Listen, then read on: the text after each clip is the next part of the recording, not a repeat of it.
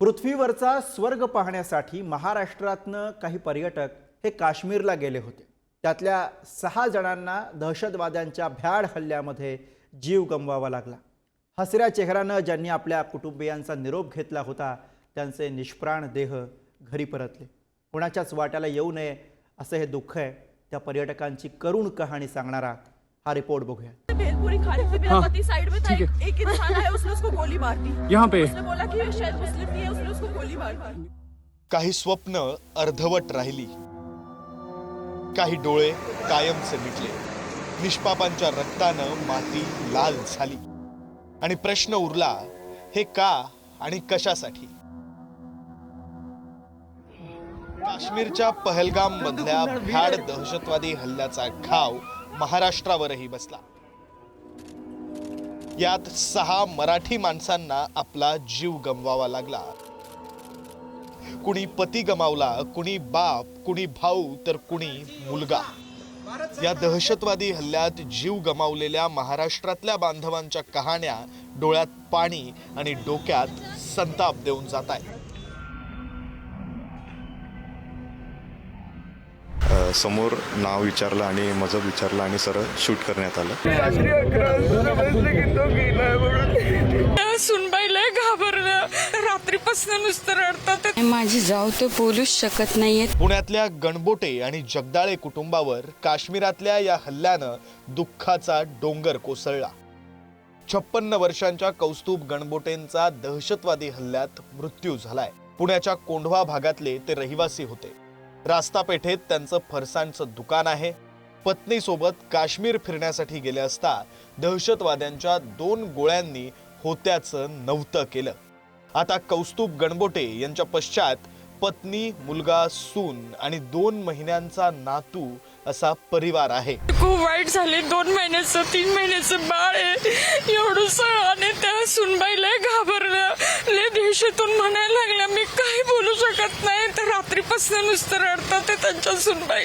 ते शनिवारी गेले, एवढं आम्हाला कळलं की ते गेले बिचारे, पण ते गेले सर, लय वाईट लागतं। पुण्याच्या कर्वेनगरमध्ये राहणारे 54 वर्षांचे संतोष जगदाळे हे सुद्धा या हल्ल्यात मृत्युमुखी पडले।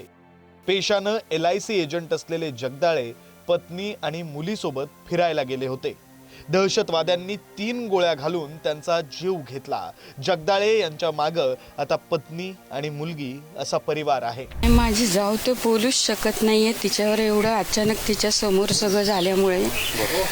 पण ती मुलगी माझी बोलतीये, पण आम्ही तिला जास्त त्रास देत नाही आहोत, कारण ती तरी एकटी लहान आहे, किती जणांशी बोलणार। नवीन पनवेल भागात राहणारे 62 वर्षांचे दिलीप देसले सुद्धा या हल्ल्यात दहशतवाद्यांच्या हल्ल्याचे बळी ठरले। उत्पादन शुल्क विभागातून निवृत्त झालेले देसले पत्नी वर्षा यांच्यासोबत काश्मीर बघायला गेले होते, पण काश्मीर सफरीबद्दल रंगवलेली त्यांची सगळी स्वप्न एकाएकी मातीमोल झाली। देसले यांच्या पश्चात पत्नी, मुलगा, सून, मुलगी आणि जावई असा परिवार आहे। आज आम्ही 45 लोकांचा मित्र परिवार आहे। एक चांगला मित्र आम्ही गमावला आहे, पण तो चांगला मित्र गमावताना मनात ही भावना आहे आमच्या की हे असं का, हे असं का व्हावं। पहलगाम मधल्या या हल्ल्यामध्ये डोंबिवलीतल्या 3 मावस भावंडांनी सुद्धा जीव गमावला। अतुल मोने, संजय लेले आणि हेमंत जोशी हे 3 या हल्ल्यात मृत्युमुखी पडले। मुलांच्या परीक्षा संपल्यानं या मावस भावंडांनी सहकुटुंब पर्यटनाचा प्लॅन केला आणि काश्मीरला निघाले। यापैकी डोंबिवली पश्चिमेतील नवापाडा परिसरात राहणारे संजय लेले दहशतवाद्यांच्या हल्ल्यात बळी ठरले। खासगी कंपनीमध्ये नोकरी करणारे लेले पत्नी आणि मुलासोबत फिरायला गेले होते। पत्नी कविता या हल्ल्यामध्ये सुखरूप बचावल्या, तर 20 वर्षांचा मुलगा यात जखमी झालाय।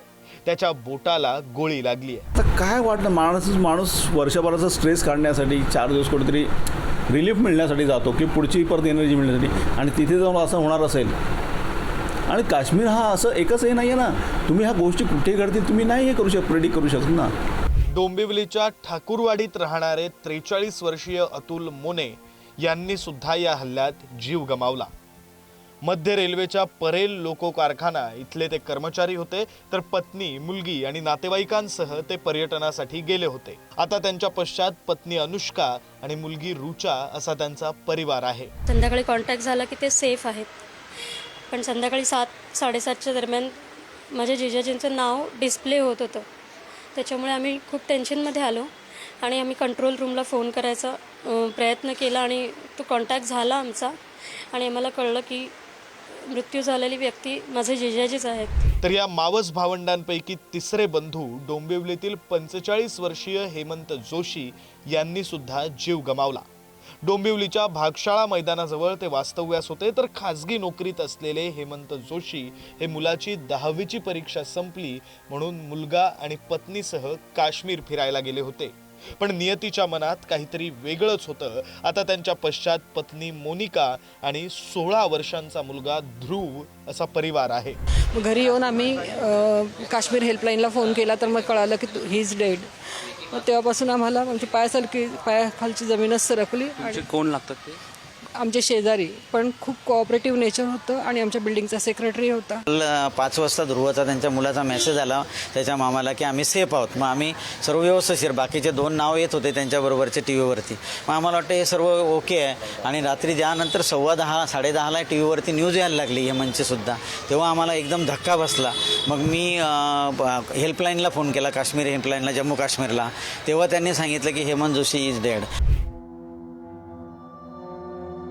ध्यानीमनी याची कुठलीही कल्पना नसताना आपल्या आप्तांना गमावलेल्यांचं हे दुःख आहे. हे दुःख समजण्यासाठीची समज धर्माची पट्टी डोळ्यावर बांधून बंदुका हाती घेतलेल्यांनाही येवो ही अपेक्षा करण्यापलीकडे दुसरं काही हाती नाही.